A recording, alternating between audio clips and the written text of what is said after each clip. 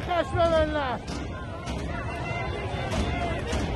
خشم ملت. ما با معترض حرف میزنیم، باید حرف بزنن مسئولین با معترض، اما با اغتشاشگر حرف زدن فایده ای نداره.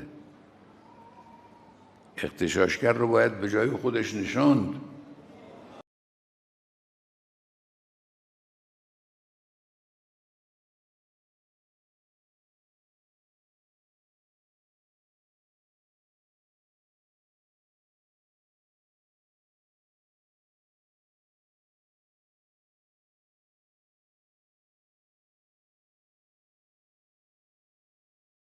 Iranians have been living with an economic crisis fueled by corruption and mismanagement for quite some time. This is, of course, exacerbated by sanctions as well. But the protests that began as economic strikes quickly became political.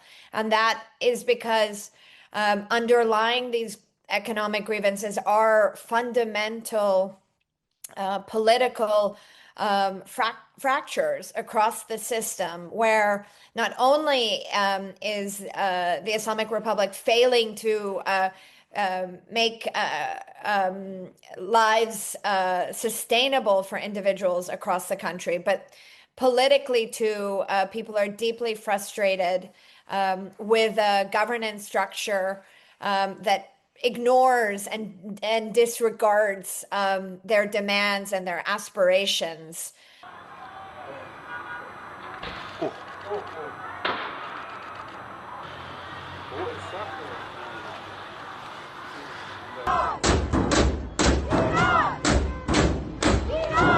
It's not as if the Iranian diaspora over 50 years has created a unified, integrated protest movement. It's very fractured. It's not united. The son of the former monarch, Reza Pahlavi, has become a figurehead, if you will, and has been trying to mobilize protesters. And in fact, to a certain degree, he was influential in these protests that we have seen. But I wouldn't overstate it. It's very hard to see how much support he has or how much support any figure has in Iran. I would say that Iranians are relatively unified in seeking the ousting of the Islamic Republic, but not clear on what comes next or who comes next. He represents nostalgia of the past.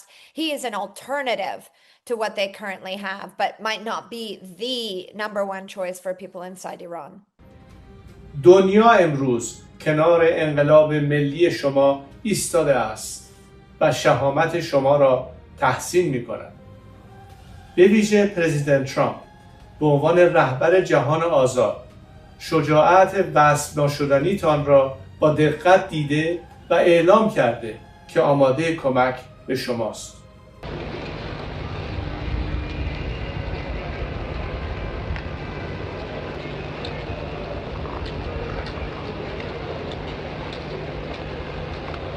What's problematic is there has been no inclusive organization that has been built that can bring together Iranians of all walks of life, religious, ethnic, socioeconomic.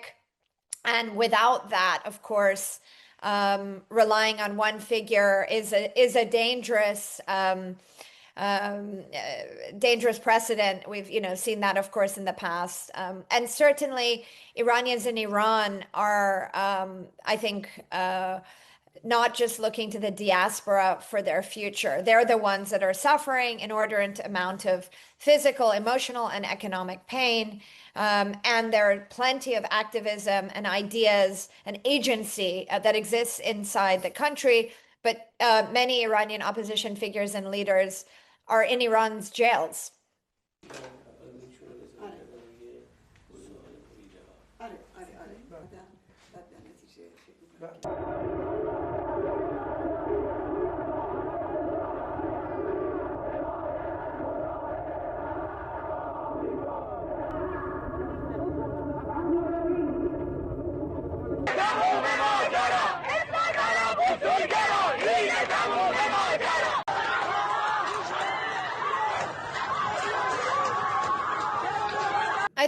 US intervention, and it depends, of course, the scope and scale and the intention and objectives of the United States, could lend some support to protesters, but there are key variables that are still needed internally and externally for this protests to really develop into something revolutionary.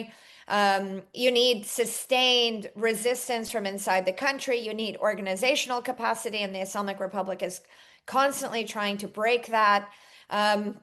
You need a plan of action. You need to know what comes next. And ultimately, you also need the elites within the Iranian political system to break with that system. And we haven't seen elite fragmentation develop during these protests or in any protests since 2009. Iran is on my mind when I see the kind of death that is happening over there, we think. So we're going to get some accurate numbers. I'll have it in about 20 minutes.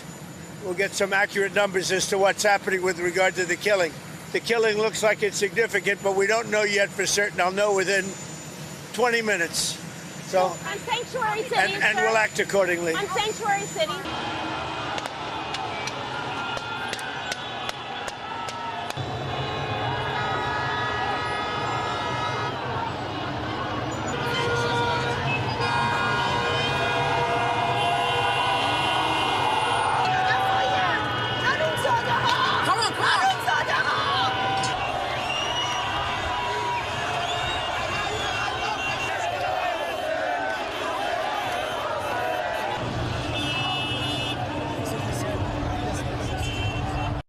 I think that they're facing a triple threat, one that they haven't faced ever before. The threat is certainly massive economic pressure, and there are no immediate or quick fixes in that realm because of the sanctions, but also because of systemic corruption. The second pressure, of course, is the political crisis between the state and society. Iran has witnessed multiple rounds of protests over the past 2 decades. These protests are similar to the 2017 and 2019 protests that were economic in orientation and spread into small towns and villages and were very violent in those areas. The third crisis, and this is what makes this moment more concerning for the political establishment in Iran, is that they're preparing for another round of confrontation with Israel, if not with the United States. And so they are calculating their moves carefully and trying to keep all of their balls in the air. The president of Iran has tried to approach protesters and appeal to them in the hope of mediating and meeting, which is something new. But it's likely that further repression and violence will be seen on Iran's streets.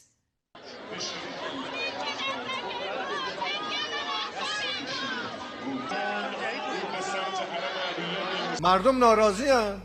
ما مقصریم. شما مقصرید. دنبال آمریکا نگردید. دنبال نمیدونم کسی دیگه نرید. ماییم که باید خدمت بدیم و اونا از ما راضی باشن. ماییم باید که منابعمون رو درست مدیریت کنیم. ماییم باید راه پیدا کنیم و مشکل حل کنیم. ماییم باید که تلاش بکنیم و این مشکلات رو براش راه حل پیدا کنیم. ماشینا رو صف کرده باشید.